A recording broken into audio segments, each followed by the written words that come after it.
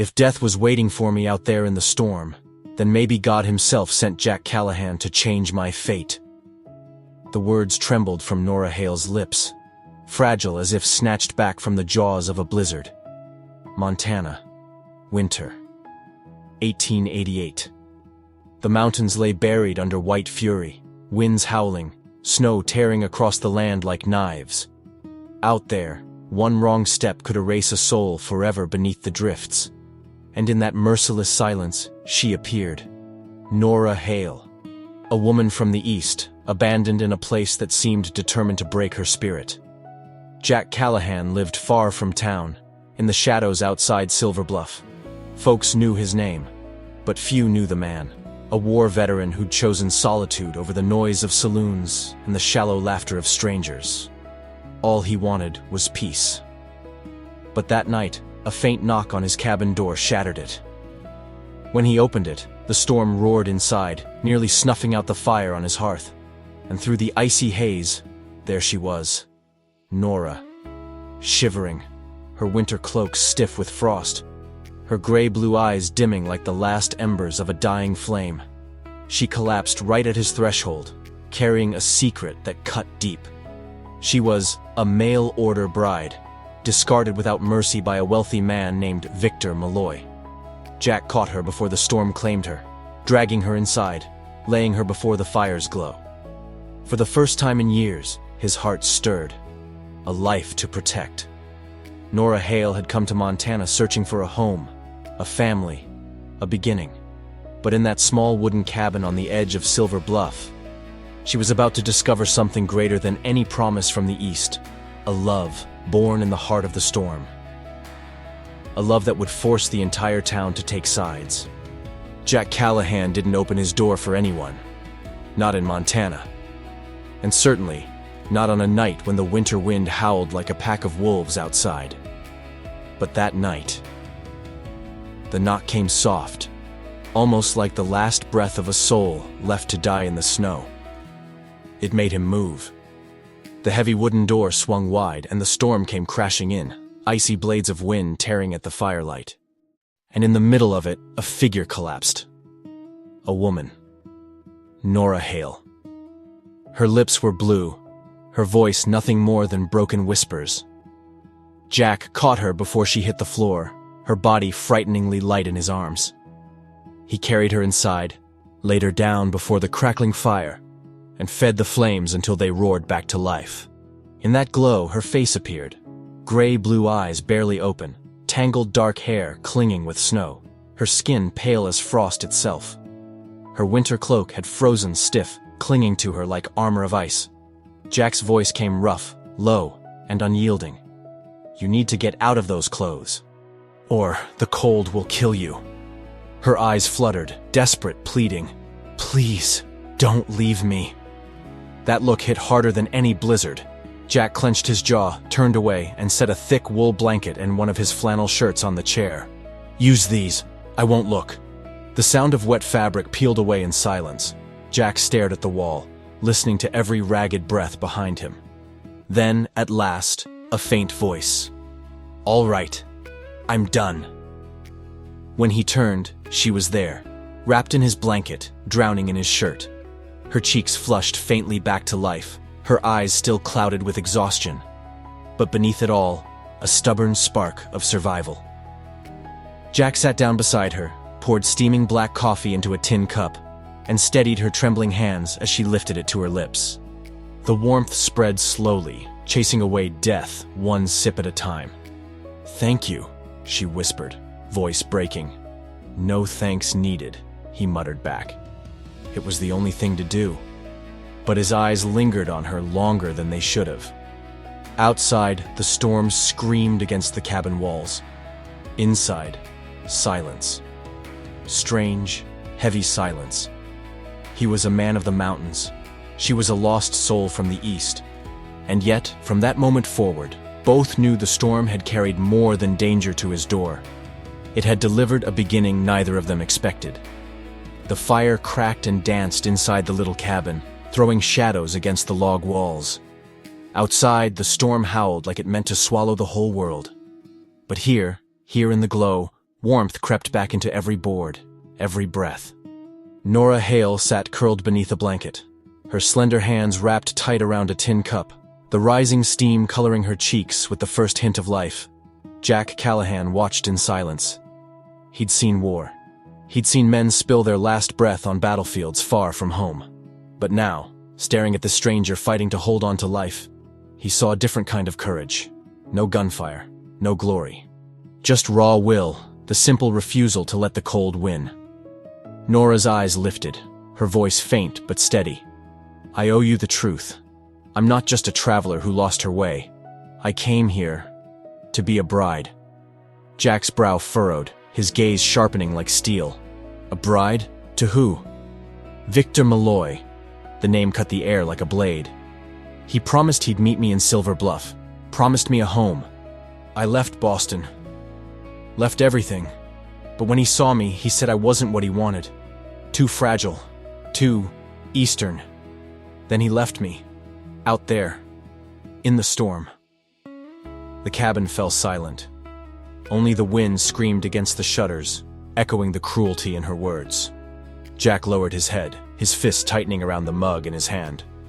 He'd heard of Malloy, slick businessman, wealthy, silver-tongued. But leaving a woman to die in a Montana blizzard, that wasn't just cruel. That was murder in slow motion. Jack's voice came low, heavy, controlled like he was holding back the storm inside himself. Out here, even a stray cow has a better chance than a woman left in the snow. Malloy knew that. He wanted you gone. Nora's lips pressed tight, her eyes glistening but refusing to spill a tear.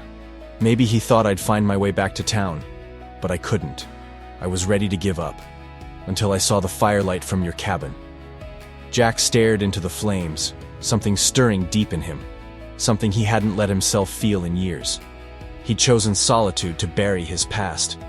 And yet, this woman, fragile and fierce in equal measure, filled the room with more life than he'd felt in a decade. Finally, his voice broke through, slow but firm, every word an oath. "Nora Hale, you're not going to die in Montana. Not under my roof." She gave a small nod, and for the first time since stepping off the train in Silver Bluff, she felt something close to safety. Not because of the fire, but because of the man sitting across from her. Outside, the blizzard roared on, burying the world in a merciless sea of white. But inside that small log cabin, the fire still burned, clinging to life like a stubborn heartbeat. The air was thick with the smell of strong coffee, the kind that could keep a man alive when everything else wanted him gone. Nora Hale sat close to the flames, her hands trembling even under the blanket wrapped tight around her. Each time her eyes drifted to the fire, memory struck. Flashes of being left alone in that endless snow, the terror of realizing no one was coming back for her. At the table, Jack Callahan worked silently. Leather straps and steel buckles of a saddle spread before him. Every so often, his eyes flicked toward Nora. He didn't press her for more about Malloy, didn't demand she relive the betrayal. Sometimes silence carried more weight than any question. It was Nora who finally broke it. "You've lived out here alone for a long time, haven't you?" Jack looked up, voice low and rough, each word deliberate. 4 years since I left the army. I drifted across Montana for a while, but I chose this place. Far enough from town to keep my peace. Close enough to survive. For a moment, his gaze darkened, like a shadow had passed over it. Nora caught it. There was more in his silence than in his words. "You lost someone in the war, didn't you?" His hands froze. The steel spring in his grip snapped with a sharp ping that echoed in the quiet room. Jack drew in a breath, then nodded. "Too many. And when I came home, what little I had left was gone. My parents didn't survive that winter. My brother sold the ranch to Malloy and disappeared. This land, and the silence, that's all that stayed." Nora lowered her eyes, her voice soft as snowfall. "Sometimes silence feels heavier than any storm." Jack's head lifted, his deep brown eyes catching the firelight. For the first time, they burned with something more than grief. "You're right. But tonight, maybe I'm not afraid of the silence anymore." For a heartbeat, Nora's chest tightened, her pulse quickening. Something invisible, fragile but undeniable, stretched between them. She thought of Boston, of glittering lamps and empty promises written on fine paper. None of it carried the weight of this firelight, or the way Jack Callahan's eyes seemed to anchor her here. She smiled faintly through her weariness. Maybe the Lord didn't bring me here just to survive. Jack didn't answer. His jaw flexed, his hand tightening on the leather strap as though to restrain the storm rising in him. And so, while the wind outside screamed to tear the world apart, the two strangers found something rare in a Montana winter night, something the blizzard couldn't touch. A moment of peace. The blizzard didn't break for days. Each morning, Jack Callahan opened the cabin door only to find the trail to Silver Bluff buried beneath endless drifts of white. The storm had turned their world into a prison. One cabin, 4 walls, and a silence broken only by the crackle of firewood. But inside that little world, life began to stitch itself together. Nora Hale slowly regained her strength. She helped Jack tend the fire, stirred pots of beans and flour into something that resembled supper, and tried her hand at salt pork with a stubborn determination. Her fingers, once suited for books and needlework, fumbled with cast-iron pans. Yet she never complained. Jack found himself watching more than he meant to, watching the patience in her hands, the grit in her expression. For the first time in years, warmth wasn't just something the fire gave off. It was alive, moving quietly through the room. One pale afternoon, with the storm's light bleeding through frosted glass, Nora sat sewing patches onto his old winter coat. Her stitches were clumsy but steady. Jack's voice cut through the hush before he even thought it through. Back in Boston, you probably never had to do this. Nora's eyes lifted, gray-blue, shimmering in the firelight.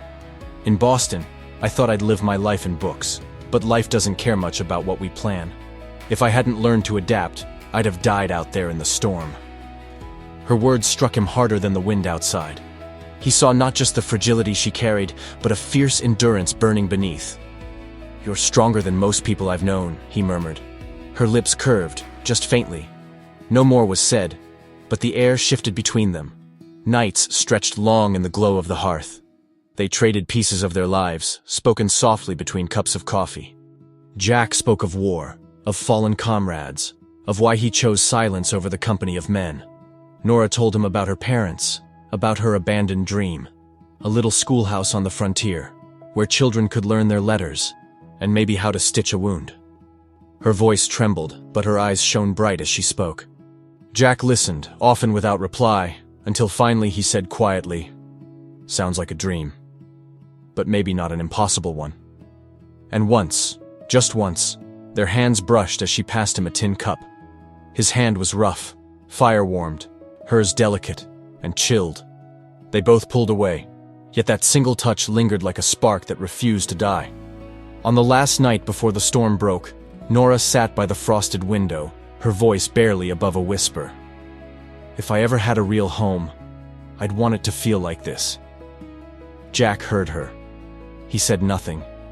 He only stood there, watching her hair catch the firelight, knowing those words had carved themselves into him deeper than the mountains outside. The storm broke at last. Morning came gray and heavy, the valley buried in a white silence so deep it felt unnatural. Jack Callahan stepped onto the porch, scanning the drifts and ridgelines. The quiet wasn't comforting. It was the kind of silence that warned of danger. In Montana, winter could kill. But men were worse. And then, the sound of hooves. 3 riders emerged from the haze, cloaked in snow. Jack didn't need a second look to know who led them. Victor Malloy, the wealthy merchant of Silver Bluff.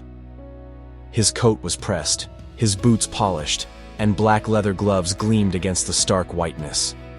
Flanking him were a town clerk and a heavy-set brute of a man who didn't bother to hide his menace. Jack's hand brushed the butt of his revolver. Not to draw, not yet. Malloy wasn't the type to open fire. He preferred weapons made of paper and lies. Malloy swung down from his horse, boots sinking into the snow, and smiled with the smug ease of a man who believed the world belonged to him. "Jack Callahan," he drawled, smooth as silk. "The hermit of Silver Bluff. Funny, finding you here, harboring what's mine." Jack straightened, voice sharp as a blade. "No one here belongs to you, Malloy." The merchant's smile tightened.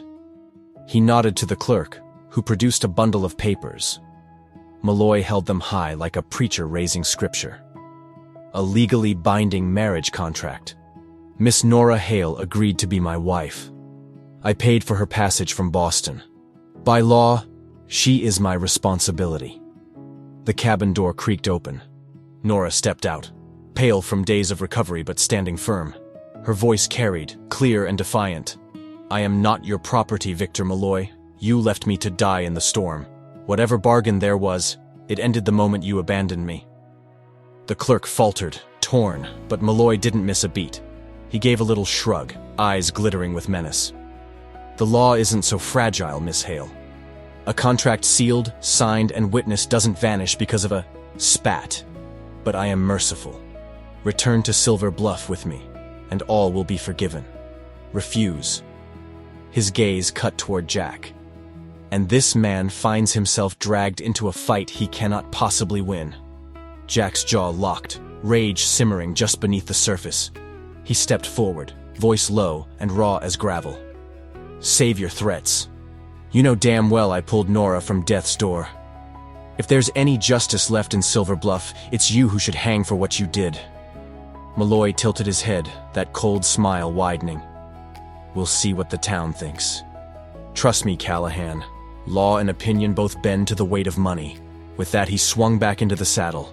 Before turning away, he fixed his stare on Nora. Dark, consuming. "Don't fool yourself, Nora. He can't shield you from me. Silver Bluff belongs to Victor Malloy." And then they were gone, 3 dark silhouettes swallowed by the snow. Jack's fists clenched at his sides. Nora stood rooted, breath unsteady, heart twisting. The storm outside had passed, but another storm, crueler and far more dangerous, had only just begun. The morning after Malloy's visit, Jack was outside splitting wood, the rhythm of his axe echoing through the cold air. Inside, Nora sat at the small wooden table, eyes lost in the smoke curling up from the hearth. Malloy's threat still lingered in her mind. He hadn't raised a gun, but his weapon was sharper. Contracts, law, and sweet poison promises. She knew he wasn't finished. Then came a knock. A rider from town, the postman, handed her a battered envelope, the ink smeared from its long journey. The stamp bore Boston's mark. On the front, scrawled in a hurried hand, "To Nora Hale." Her heart pounded as she tore it open. She hadn't heard from home in what felt like a lifetime. Inside was a letter signed Samuel Hale. "Nora, my dearest sister, I am Samuel, the brother you thought lost. Father has passed, but I live.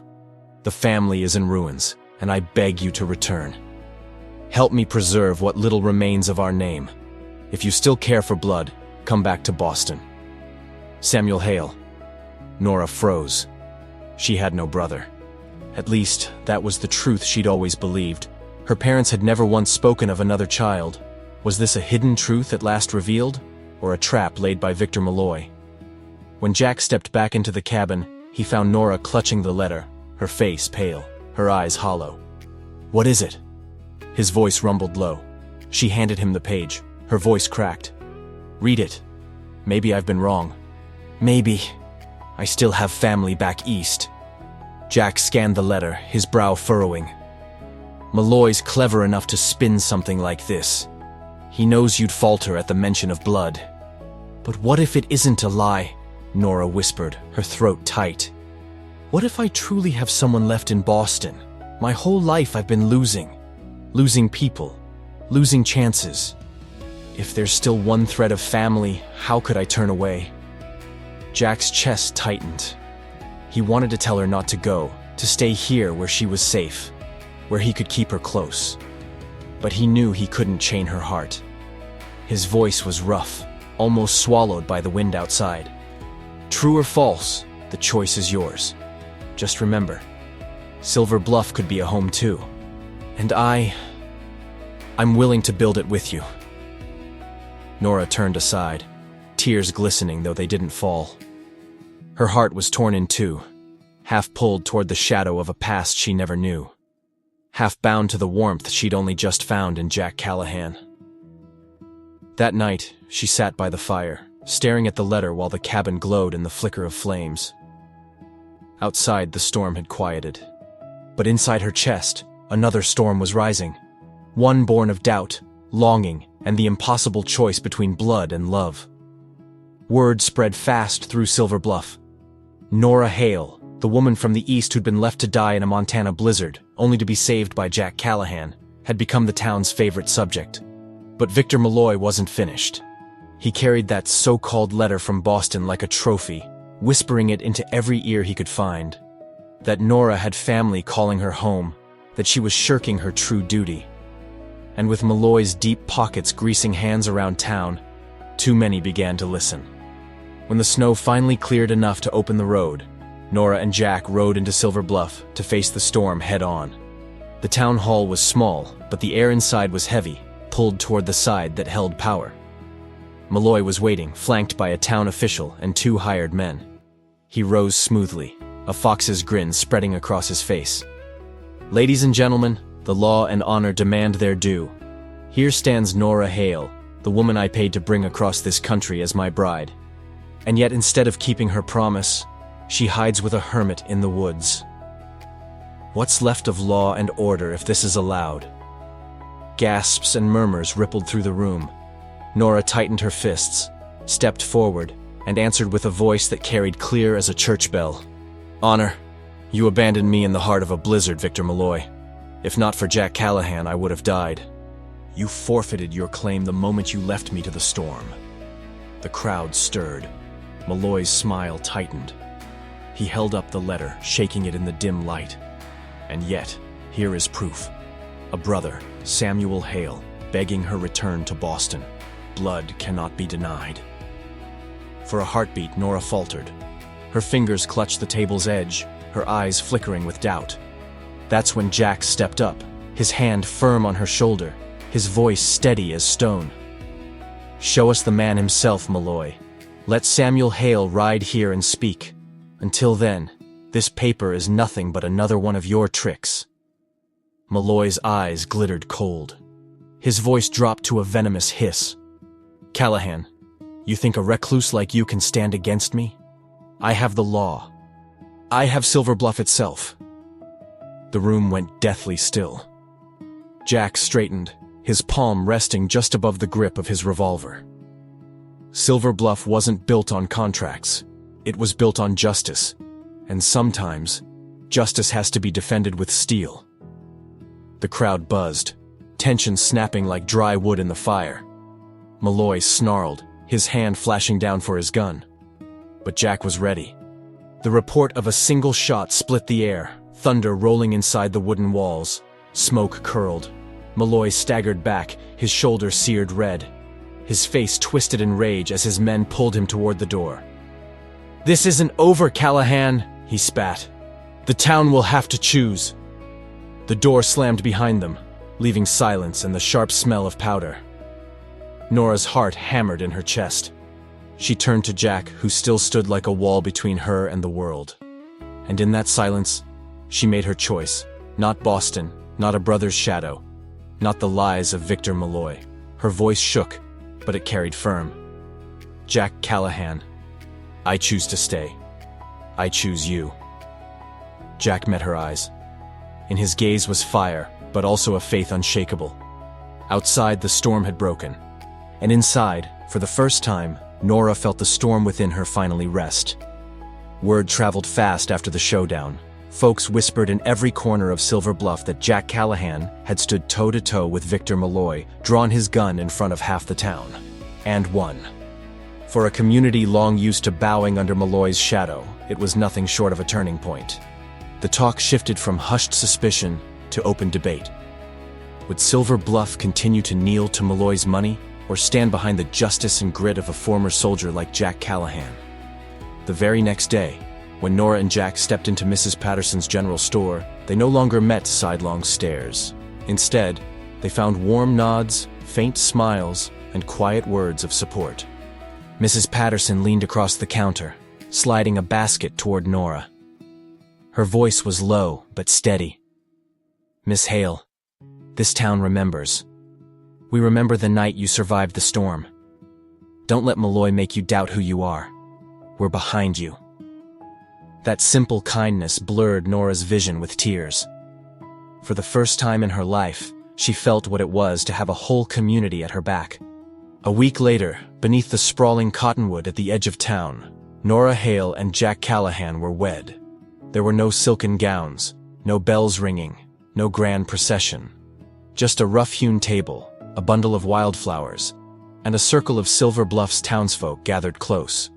When Nora laid her hand in Jack's, their eyes locked, and the fire between them burned brighter than any blaze that had ever lit that cabin in the storm. The pastor's voice rose over the Montana wind. Love is not simply the choice of two souls. It's the choice between fear and faith. And today, Silver Bluff bears witness to faith.